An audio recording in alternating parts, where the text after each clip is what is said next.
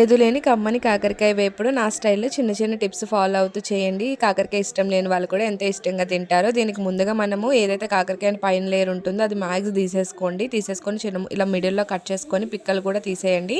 తీసేసి చిన్న చిన్న ముక్కలుగా కట్ చేసి పెట్టుకోండి.